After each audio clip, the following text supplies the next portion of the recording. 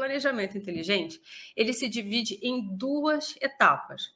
A primeira etapa, a gente vai falar sobre o consultório, como a gente realizar um planejamento inteligente na aplicação da toxina botulínica, para não haver desperdício, para a gente poder entender quanto que vai usar de produto do seu paciente, para otimizar o seu atendimento, também por questões financeiras. Começar falando sobre o planejamento com relação à parte de aplicação, tá? Então, começar a falar sobre o produto. Quando a gente vai fazer uma aplicação de toxina botulínica, que você divulga para o teu paciente, é importante, o primeiro passo é você deixar claro para a sua propaganda, no teu contrato, quantas unidades você está se propondo a aplicar na sua consulta. Por exemplo, na minha consulta, eu me proponho a aplicar até 50 unidades. Eu não coloco fixo 50 unidades, porque às vezes pode acontecer do paciente precisar de usar menos, mas ele tem direito a 50 unidades dentro daquele valor que eu estipulei lá no meu consultório. Então, assim, dentro desse valor, eu sempre converso com o paciente quando vem a primeira vez, eu falo assim, olha, você tem direito a 50 unidades. É um frascozinho, né, de 50 inteiro. Eu procuro, às vezes, comprar, quando é um paciente único, comprar frascos de 50, né, para poder ter uma otimização no meu consultório e não perder dinheiro.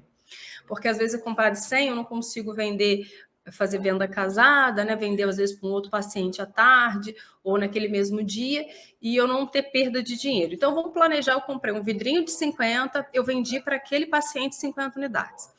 Então, eu vou perguntar para ele, olha, você tem direito a 50, o que te incomoda mais dentro da tua face? Normalmente, o paciente vem para aplicar no terço superior da face. Então, ele vem para aplicar nos olhos, na glabela, na testa, né? Arquear a sobrancelha, às vezes para tirar umas ruguinhas que tem debaixo dos olhos. Ok. Então, com 50 unidades, normalmente eu consigo fazer esse terço superior todo.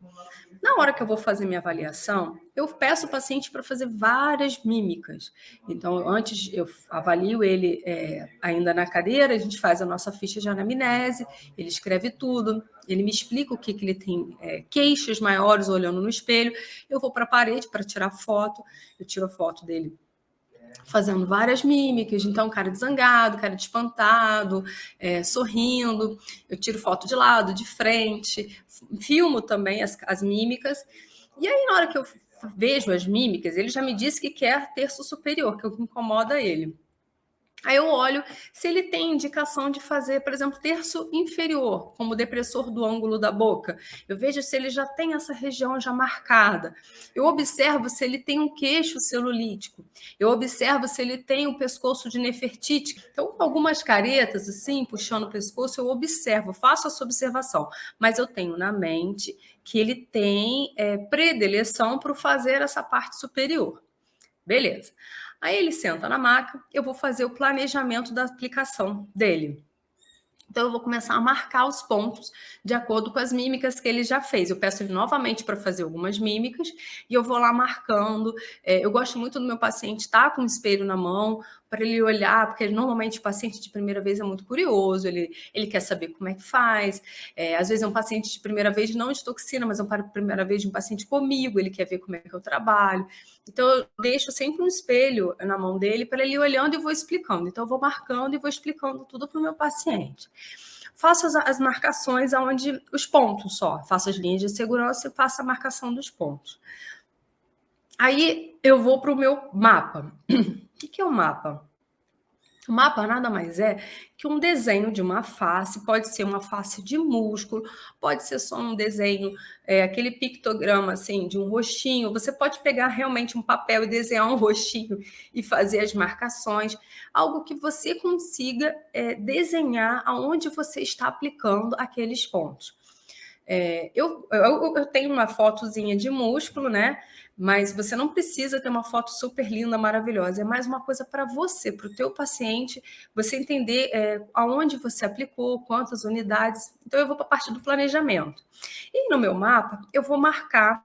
Eu olho para o meu paciente, vou lá com o papelzinho, vou marcando aonde eu vou aplicando, aonde eu pretendo aplicar a toxina botulínica. E, ao mesmo tempo, eu vou pedir ao meu paciente fazer careta. Por quê? Na hora que ele faz novamente a mímica, eu consigo confirmar quantas unidades de toxina eu vou colocar em cada ponto.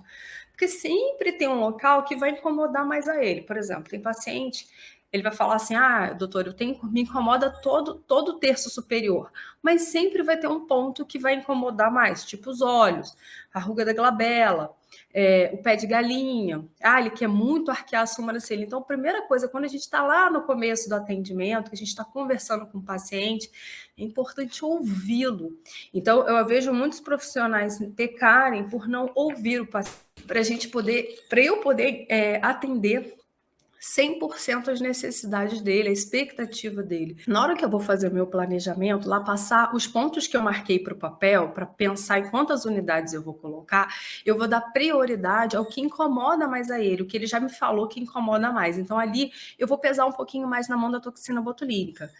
Na minha avaliação, eu pergunto também se ele já fez o atendimento de toxina botulínica. Tem as 3 perguntas chaves que a gente tem que fazer na primeira consulta para você entender como é esse paciente, para você atendê-lo de uma forma expert, entendeu? Então, eu faço essas perguntas chaves e aí eu vou focando muito bem naqueles pontos que ele me falou na minha anamnese. Marcos fez o mapa. Eu vou na minha calculadora mesmo e vou somar quantos pontos, quantas unidades eu coloquei em cada ponto. E aí o que a gente tem que ter em mente no planejamento de unidades é que eu posso gastar no máximo 50 unidades para o paciente. Então, é aí que o profissional às vezes peca, na hora que a gente aprende lá nos cursos, os cursos não falam muito em detalhes sobre isso. Por isso que eu trouxe esse tema da live de planejamento inteligente, né? Planejamento eficiente. E quando a gente vai planejar, distribuir os pontos, às vezes a gente gasta 60, 70 unidades naquele paciente. Não pode, a gente tem que lembrar que o paciente está pagando 50 unidades. Você pode muito bem cobrar um atendimento gastando 100 unidades, mas não há necessidade para fazer uma região única do rosto. 50 unidades dá e sobra, tá? Então, um atendimento tradicional, 50 é mais que suficiente. Lembrando que nessa consulta inicial, você não pode gastar todas as 50 unidades.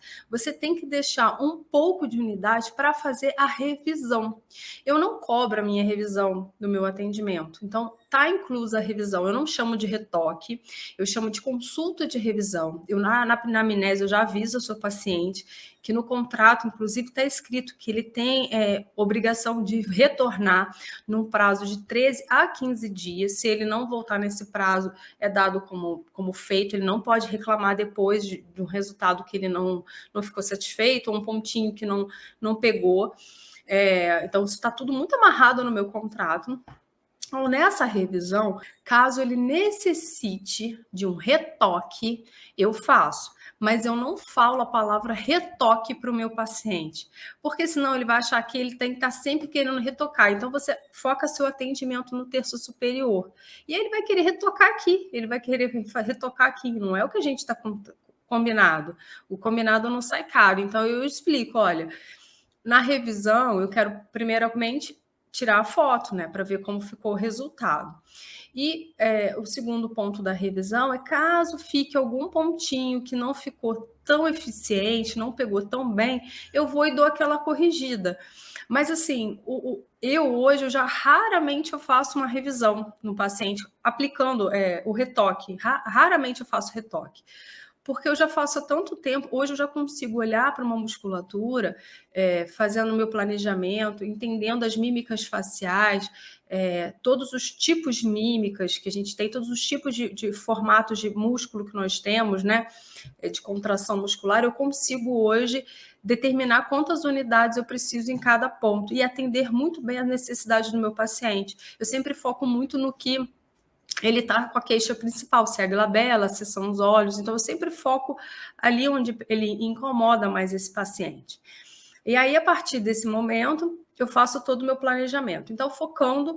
Então, assim, 50 unidades, que não é bem 50, vamos lá botar uns 45, eu deixo sempre uns 5, 10 unidades de laser para esse possível retoque. Normalmente eu deixo 5, mas quando é um paciente que eu vejo que não necessita tanta quantidade de toxina, eu posso até deixar mais. Mas normalmente a gente gasta 45 num rosto tradicional. E aí, como é que eu vou distribuir esses pontos? Como eu falei antes, focando aonde o paciente incomoda mais. Então, se é a glabela, você vai pesar mais a mão na glabela. Se são os olhos, você vai pesar mais nos olhos. E as outras regiões, para caber esses 45 unidades, como é que você vai fazer? Você vai distribuir. Então, o halo de ação, entender como age o halo de ação da toxina botulínica, o ângulo de aplicação da toxina botulínica, isso tudo vai influenciar no seu resultado. Então, por exemplo, tem um artigo que eu já falei algumas vezes, eu volto a repetir, tem aqui até na minha bio, o artigo do Cotofano. Se vocês olharem as fotos, ele já mostrou, um artigo do ano passado, ele mostrou que aplicação a 90 graus, você seguindo a linha C de convergência, você gasta muito menos unidades, tendo um resultado muito mais eficiente no terço superior da face, aqui na testa, do que se você fizer aquele monte de pontos.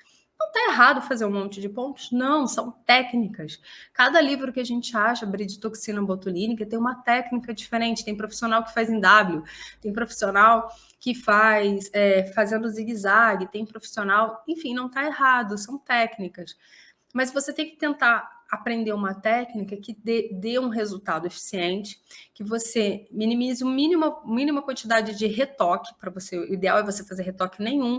No máximo, caso o paciente faça um arqueamento de sobrancelha, você corrigir uma assimetria, que aí é impossível você prever, porque é uma questão de força, tem que esperar o músculo agir totalmente. E aí sim, arqueamento a gente normalmente faz um retoque, né? E o halo de ação, né? Ver o halo de ação da toxina, porque quanto mais você trepa os pontos, você está desperdiçando o produto. Se você coloca muito perto do cabelo, você está desperdiçando o produto. Se eu coloco muito aqui para baixo, que o músculo não vai até ali, você está desperdiçando o produto. Então, isso o planejamento inteligente, isso faz você otimizar a quantidade de unidades dentro da tua aplicação.